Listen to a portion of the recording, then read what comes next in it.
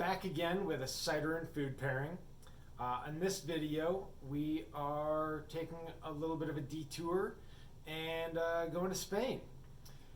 So what we've decided to pair this time is a cider from Spain, Txopinando. This one's available in the Utah liquor stores, so for anybody local that's watching this, this one is available to you. It's 6%. It is a still cider, so there's zero carbonation in it. The second cider we decided to go with is Liberty Cider Works Garratza, which is not, it's not trying to copy Spanish cider, but it's sort of their homage to Spanish cider and trying to do something similar with Washington apples. This one's actually going to be sparkling, so there's some differences there. We'll start with the differences in the cider before we move into the food pairing. And the big thing here, the main thing to point out is that most Spanish cider or Basque cider or Sidra is going to be still. There's zero carbonation in it. It's flat, if you will. And if you're in Spain or the Basque country drinking cider,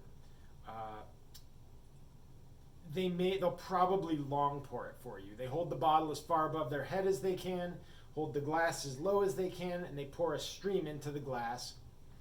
The glasses are typically shaped like this. The cider comes in, it hits the side of the glass, kind of rolls around in the bottom a little bit, and they only pour what you're going to drink, and that sort of aerates it a little bit. It gets a little frothiness in it, and it really helps bring some of the aromatics out and changes the flavor drastically. Rather than long poured night, I am using my Bomba. It's something I made, but I'm told they're available in Spain. So what all this is I pressurize the bottle. It comes out in a little stream, rolls around in the glass, and kind of aerates it for me. We'll get to that part, and show how that works when we start pairing and tasting the food. So the food that we decided to go with is from Finca here in Salt Lake. The food is called Fabada, so you can see it here. It's an Austurian stew. It's sort of a tomato stew with white beans and slow-cooked pork belly, as well as some tomato jam and sour cream on top. I'm excited for this. I'm excited to see how these pair together. So Austurian stew, and I keep saying the Basque region of Spain, but adjacent to the Basque region is Asturias, which also has a very strong Sidra culture, or cider culture. And just by nature of how they're next to each other, the ciders are very, very similar from those two regions. I have no idea what to expect from this dish. I have not tried a taste of it. I think maybe there'll be some saltiness, which Spanish cider typically has sort of a briny, salty, minerally nature. It's generally very acidic and acetic, almost vinegary. So I'm curious to see how that works with the tomato sauce. I think that those two are going to play together really fun. And yeah, I don't know. We'll see what happens. So let's go with the food first, I think. Just go with some beans and some tomato sauce to start with. Just a small little bit, and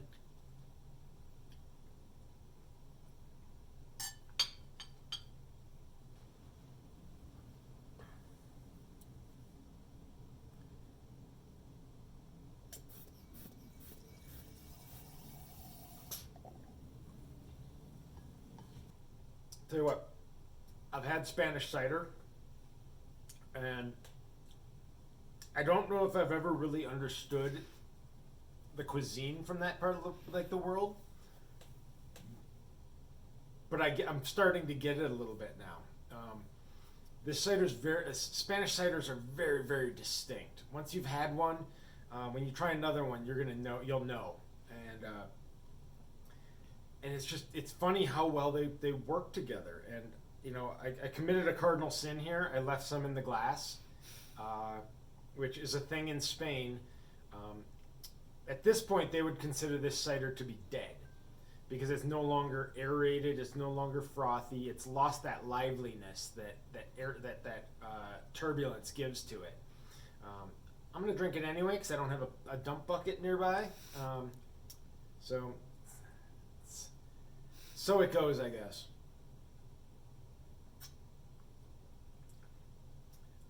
I think the salt, I didn't really get a lot of saltiness out of that. And I think that's going to come in more with the pork belly. That's just what I suspect. So let's give that a little bit of a try with some pork belly and beans and sauce here. And yeah, we'll see what happens again.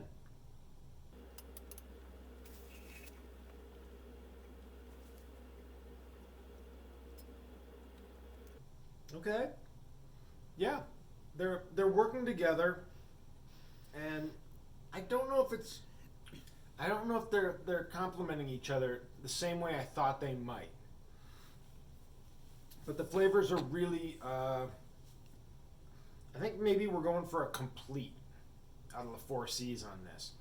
Uh, there's a lot of flavors here that are really different from each other, but they're both elevating each other and kind of completing that flavor wheel all the way around with the richness of. There's a rich, savory nature to this stew, if you will, and there's a very sharp, acidic nature to this that I guess it's also kind of a contrast a little bit. They're contrasting with each other. I want to get some sour cream in the next taste because I want to see how that dairy works with the acid. That's sort of a cut portion of the four C's. It's just all kind of a playing with it and seeing what comes out of it and what really stands out, and just taking it bite by bite, drink by drink, and feeling out how they play together.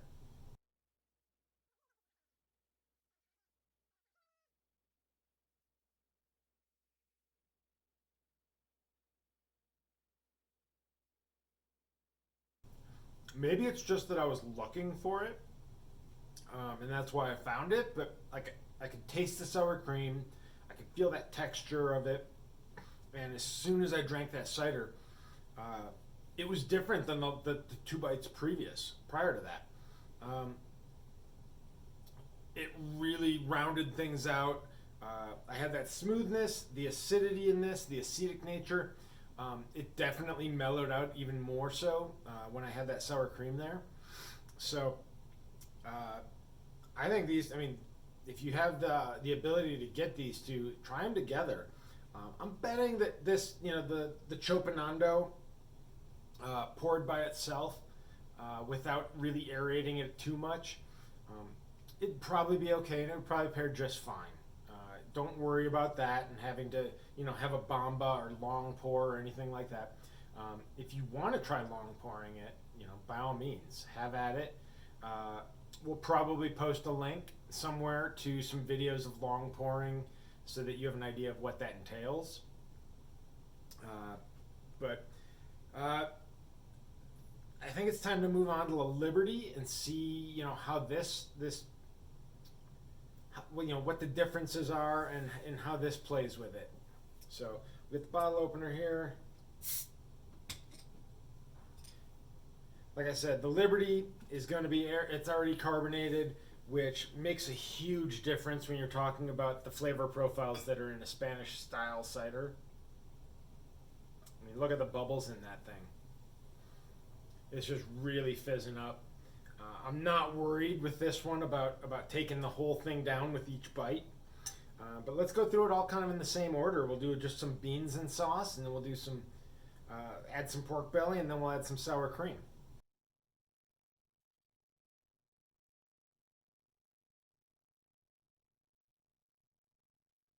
The Liberty, and it's actually very common in Basque ciders or Spanish ciders.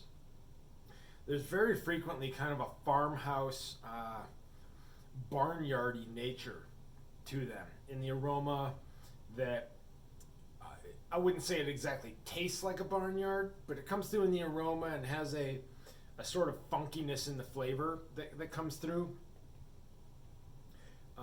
Normally, I found those in a lot of Spanish and Basque ciders. Txopinando doesn't have a lot of it. It's present but not dominant. The Garratza actually has a lot of it, but it plays with this stew so very well. The stew, I mean, stews to me feel like one of those things you'd find in you'd find it anywhere. You go in a rural setting to kind of a country home or something, or out on a farm, which farmyard, barnyard, farmhouse. You'd find stews there, so I can definitely I can tie the two together a little bit and see how stews work really really well with that. It's an interesting pairing for sure. I don't know if I've had anything that really I don't have anything to compare this to, but I'm gonna throw some pork belly in with it. Try to avoid the sour cream here. Maybe a little bit of tomato jam.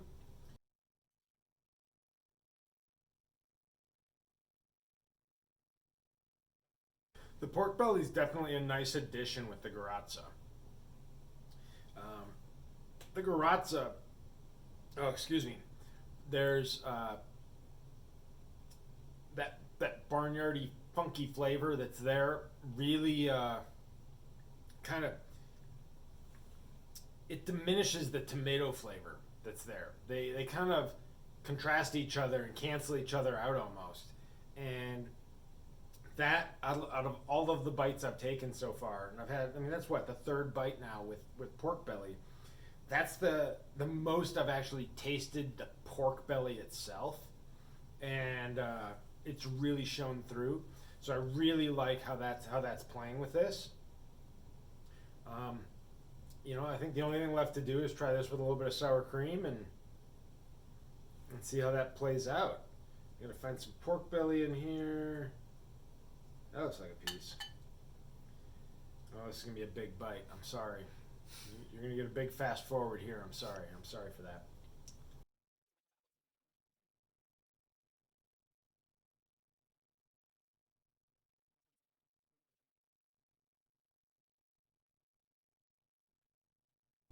Man, that was a big bite of pork belly, and big bites takes a lot of cider to get in there and really kind of. I like to. I mean, when I'm pairing things, I want to have the beverage in my mouth when I'm chewing that food. I want both things present as I'm chewing them up, mixing them together. I really want those things together in there to let those flavors play with each other and really interact and commingle. So when you take a big bite of food, you need a big drink of that cider to kind of pair with it. And I maybe had a little too much in that bite that it took a couple drinks of the cider there. Um, I didn't get the same effect with the sour cream that I did with the Txopinando, from the Liberty to the Txopinando. Uh, the Liberty didn't have that same acidity that really cut through the cream and wasn't really a reaction or a sensation that I could sense or could find in that. Um, the Txopinando much more so. I definitely once there was sour cream present and I drank some Txopinando, immediately that cut it became evident and very clear to me. Um, I don't think you can go wrong with either cider with this dish. So the Fabada that we went through Hive Eats, which is sort of a takeout slash delivery program here in Salt Lake City. You can order it ahead of time. Yeah, I think you have to order by Sunday for a Thursday meal. You can if you're in the right area in downtown Salt Lake, you can have meals delivered to you. Or if you're not near downtown, I am out in Sandy, which is about 25 minutes from downtown. You can go and pick up the meal, bring it home. Simple reheat instructions. I think this one was 400 degrees for maybe 15 minutes is all it takes to reheat this meal. And you could have a cider waiting for you at home already. like I said, the Txopinando is already available in Utah liquor stores. The Liberty Garratza is a special order item, but we're working right now on putting together an order for Liberty. So if this is something that's of interest to you, stay tuned. Follow us on our social channels. You'll definitely see updates about when we're going to bring Liberty in. It's going to be in the next month and a half. We're planning on finalizing those orders and bringing some of this into the state. This is a no-lose pairing, really. It's incredibly different, how each one pairs with this meal, but they both are a win. It's, how do I describe it to you in a way that you can convey it? I can convey this through the video. This one kind of makes this one's gonna give you a much better sense of like feeling. Close your eyes. We're not traveling right now. Get this together. Close your eyes and travel to Spain. That's the best I can say about this. With the Liberty side of things, just really if you get the Garratza and you try these things together, just savor how they play with each other and how those flavors interact, how the textures interact. That same salinity is over here that plays with the pork belly in the dish. The acidity isn't quite there, but there's a different flavor profile to this with that barnyardy funky note, and how that plays with this dish. It just kind of both of them really just kind of smooth, like it kind of smooths the whole thing out. The dish smooths out the cider smooths out the dish, really on both sides. If I had to pick a winner, ooh, that's tough. It's really tough. There's a part of me that wants to say Liberty wins on this one, just because Liberty Cider is a client of ours at Ivantic Craft Beverages, and I love them to death. And this is a phenomenal cider. It really works well here. But the lack of travel, I think, is kind of messing with me a little bit. And I haven't been to the north of Spain yet. I haven't been to the Basque region or Asturias. And this, right now at least, this is about as close as I can get to that. And it's just, it's making me happy. I feel very content. This is a great cold weather, pairing. Just the way this works together. Stew and winter always go together. Yeah. Oh, God, I wish you could all taste this. I want you all to experience like how this all plays together and what this is like. So I hope that you've enjoyed this video. If you have, definitely be sure to subscribe on YouTube. Follow us on Instagram. So I'm going to take this. I'm going to go and savor the rest of this dish with both ciders kind of playing back and forth a little bit. So that's my plan. And I have an empty glass, so I got to fix that. But like always, until the next cider, cheers.